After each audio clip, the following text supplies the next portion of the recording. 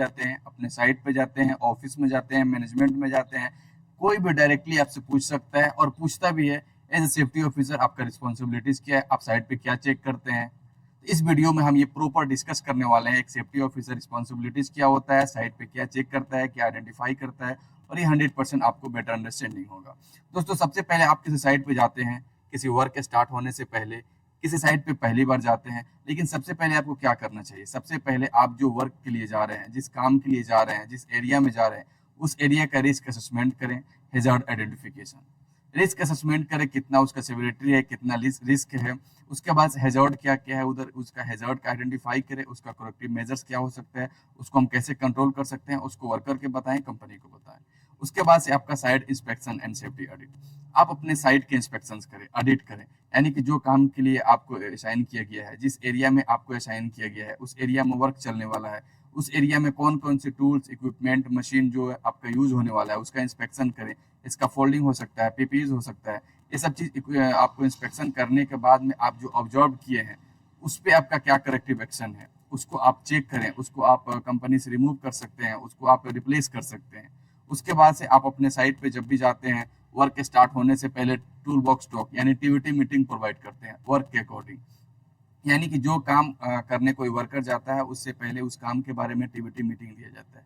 इस मीटिंग को दें। उसके बाद सेफ्टी ट्रेनिंग जो होता है ना, बहुत सारे साइट पे कोई वर्कर न्यू आता है, जब न्यू आता है सबसे पहले उसको इंडक्शन ट्रेनिंग प्रोवाइड करें, उसके बाद से उसको टीबीटी मीटिंग और वर्क के लिए अलाउ करें। उसके बाद से दोस्तों हमारा क्या होता है, परमिट टू वर्क सिस्टम, यानी कि आपके साइट पे आपके वर्क के अकॉर्डिंग परमिट है कि नहीं, प्रॉपर फिल किया गया है कि नहीं, ऑथोराइज पर्सन की साइन है कि नहीं उस पर। उसके बाद से आपके वर्क के अकॉर्डिंग उसमें पूरे हैजार्ड कंट्रोल मेजर्स मेंशन किया है कि नहीं, ये सब चेक करने के बाद आप उस परमिट को साइन करें, उसके बाद से अलाउ करें। उसके बाद से क्या होता है हमारा पीपीएम मॉनिटरिंग एंड इन्फोर्समेंट, यानी कि आपके वर्क के अकॉर्डिंग, जिस काम के लिए वर्कर जा रहे हैं उस वर्क के अकॉर्डिंग उसमें पीपी है कि नहीं, उस वर्क के अकॉर्डिंग पीपीज को फुल फिल किया जा रहा है कि नहीं, वो पीपीज कोई डैमेज तो नहीं है, कोई एक्सपायर तो नहीं है। अगर कोई डैमेज एक्सपायर है उसको रिप्लेस करें, उसके जगह पे दूसरा यूज करें। इस चीज को आपको चेक करना है, मॉनिटरिंग करना है, मॉनिटर करना है। उसके बाद से इंसिडेंट रिपोर्टिंग एंड इन्वेस्टिगेशंस। आपके साइट पे कोई भी नियर मिस होता है, एक्सीडेंट होता है, इंसिडेंट होता है, कुछ भी ऐसा होता है, तो आप उसको क्या करना है, आपको रिपोर्ट करना है। रिपोर्ट कब करना है? सबसे पहले जो इंसिडेंट होता है, नियर मिस होता है, ऐसा कोई भी आपके अकरेंस होता है आपके साइट पे, तो उसको पहले फाइंड करें, उसको क्यूज देखें, उसका रूट क्यूज क्या है, वो किस कारण से हुआ है, उसका मेन कारण क्या था एक्सीडेंट होने का, नियर मिस होने का। उसका उसको फाइंड करने के बाद आप उसको क्या करें, उसको रिपोर्ट बनाएं, और उसके बाद वर्कर को आप ट्रेनिंग दे प्रोवाइड करें, वर्कर को प्रॉपर अवेयरनेस दे।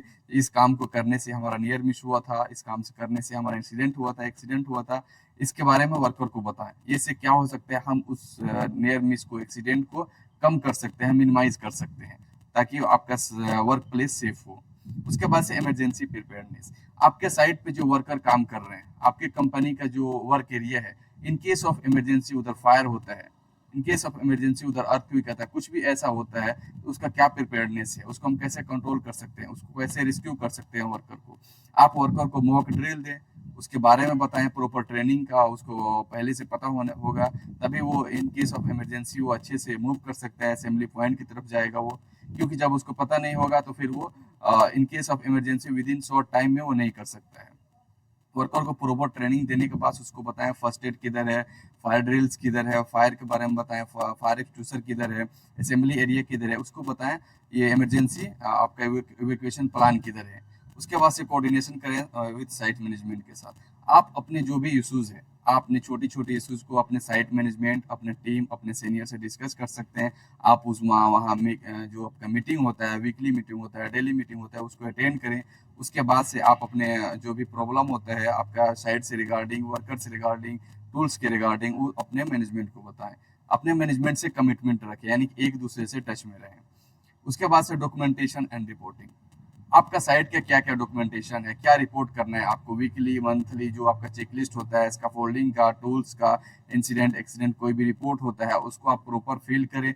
फिल करने के बाद उसको एक अच्छी अपने मैनेजमेंट में या फिर कोई ऐसी जगह पे उसको एक मेंटेन करके रखें, इन केस ऑफ फ्यूचर आपको जब भी जरूरत पड़े तो उसको आप यूज कर सकें। उसके बाद से लीगल एंड रेगुलेटरी कंप्लायंस क्या है, आपकी कंपनी के कंप्लायंस क्या है, आपकी कंपनी के क्या क्या लीगल है, यानी कि आपकी कंपनी की पॉलिसीज, आपकी क्लाइंट की पॉलिसीज, इसके अकॉर्डिंग काम हो रहा है कि नहीं है, उस एरिया का, उस लेबर लॉ का, उसके बाद मिनिस्ट्री लेबर लॉ का, इसका क्या क्या है, ओशा का क्या लॉ है, इसके अकॉर्डिंग काम हो रहा है कि नहीं, इसके according tools, equipment, PPEs, work area permit, ये सब फुलफिल कर रहा है कि नहीं, इसके अकॉर्डिंग अगर काम हो रहा है उसको अलाउ करें। अगर इसमें कोई वायलेशन होता है, सेफ्टी रूल्स के खिलाफ कोई वायलेशन होता है, आप इस इशू को अपने कंपनी डायरेक्टर मैनेजमेंट के साथ इससे बात कर सकते हैं।